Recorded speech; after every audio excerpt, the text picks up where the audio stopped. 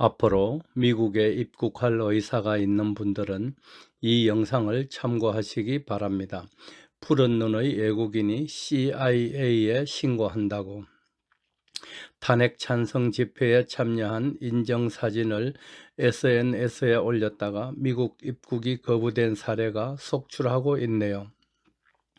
VOA 뉴스를 참고했습니다.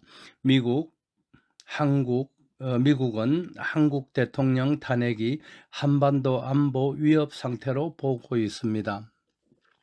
그 해석은 탄핵 주동자 및 본체가 종북단체라고 보는 것입니다. 여기서 가장 중요한 포인트는 미국 정부의 입장입니다.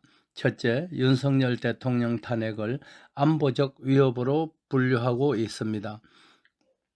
탄핵 사유에 3국, 그러니까 한국, 미국, 일본 등 안보 협력이 문제라고 1차 탄핵 사유에 더불어 도적당 놈들이 공식 문서로 채택했습니다. 더불어 도적당 주도로 발의된 1차 탄핵 소추안 원문을 참고하시기 바랍니다. 미국 국토안보법은 2002년 11월 25일 제정되었습니다. 2001년 9.11 테러 이후인 2002년 6월 하원에서 발의되어 같은 해 11월에 제정된 이 법은 미국 본토를 테러와 같은 위협으로부터 보호하기 위한 제도적 장치의 정비를 주요 내용으로 하고 있습니다. 둘째, 탄핵 시위가 한반도 안보상 북한과 중국에 동조한다고 보는 경우 시위 주체 단체가 위협 분류일 경우 시위자도 해당 세력 및 가담자로 보는 판단, 시위에 참가할 때 주체단체를 확인하시기 바랍니다. 미국 입장에서 반미 또는 종북단체로 판단할 가능성이 있습니다. CIA 정보원이 한국 또는 서울에 없을 거라는 순진한 생각, 국내 안보 관련 정보력은 버리십시오. 그런 순진한 생각을 버리라는 이야기입니다. 한국의 급변 사태 및 전국 돌아가는 것 자세히 다 알고 있습니다. VOA 뉴스를 보면 미국의 한반도 안보관 확인이 가능합니다.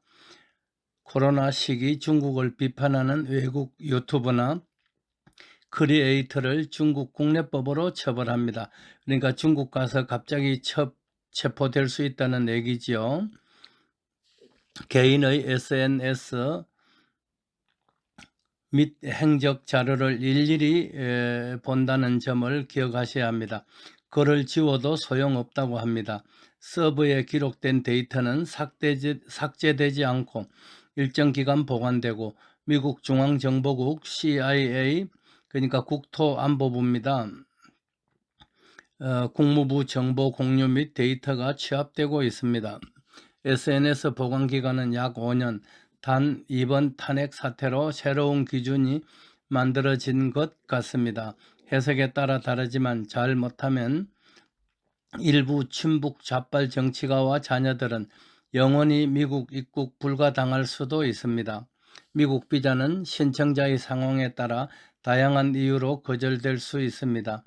인터뷰 과정에서 비자 발급에 필요한 서류를 충분히 준비하지 못한 경우, 미국에서 장기간 불법으로 체류할 의사가 있다고 판단되는 경우, 한국에서의 사회적, 경제적 기반 입증이 어려운 경우, 비자 발급받고자 하는 목적이 불분명한 경우, 범법 위법의 이력이 있는 경우, 불법 체류 다발 국가 국적일 경우, 미국 정부 시스템과 상이한 정보나 부정확한 답변을 제출한 경우, 테러 지원국인 리비아, 이란, 이라크, 수단 공화국, 시리아, 예멘, 소말리아, 북한, 쿠바를 방문한 경우, 비자가 거절된 경우에는 미국 이민국적법 214B를 근거로 재신청이 가능하지만, 글쎄요, 재신청을 할 때는 비자 신청 수수료를 납부하고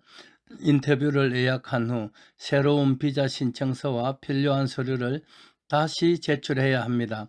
구글에서 확인한 내용입니다. 미국 CIA가 맹시한 미국 입국 거부 사유 공식적인 내용입니다. 제외공간 직원 또는 법무부 장관이 미국에 입국해 전적으로 또는 우연히라도 다음의 행위를 할 만한 외국인을 알고 있거나 그렇게 믿을 많은 합리적 근거가 있는 경우에도 적용됩니다. 미국 정부에 반대하거나 강제폭력 또는 기타 불법적 수단을 통해 미국 정부를 통제 또는 거부하려는 것을 목적으로 하는 모든 활동을 했던 자는 입국이 불허됩니다. 공산당 또는 기타 전체주의 정당 또는 그 하부 조직이나 계열에 소속되어 있거나 가입 경력이 있는 자는 입국 불가랍니다. 민노총 또라이들 바짝 쫄겠네요. 미국 비자 받을 때 5년치 SNS 활동 내역까지 제출해야 합니다. 미국 정부가 앞으로 모든 입국 비자 신청자에게 과거 5년치 소셜미디어, 그러니까 SNS 계정 정보 제출과 함께 이메일 주소, 전화번호 등 개인정보 제출을 의무화합니다. 미국 입국 비자 받기가 매우 까다로워질 것으로 보이는 대목이지요. 미국 비자 신청 때 부모 반미 활동도 확인해야 합니다. 지난해 3월 미국에서 흘러나온 소식은 한국 사람들도 긴장케 만들었습니다. 앞으로 미국 비자를 받기 위해서는 SNS 계정 정보와 이메일 기록까지 제출해야만 한다는 내용이었지요. 미국 정부의 이번 조치는 위험 인물의 입국을 막기 위한 조치로 알려져 있습니다. 자녀들까지 연좌제가 적용된다는 사실을 기억하시기입니다. 탄핵 찬성 시국 선언 참여한 교수도 미국 그러니까 ESTA 에스타 거부당했다는데 그들의 자식들도 불이익을 당할 수 있습니다. 함부로 정치색을 드러내며 맥락 없는 반정부 시국 선언을 하던 좌파 교수들에 대한 미국 정부의 경고입니다.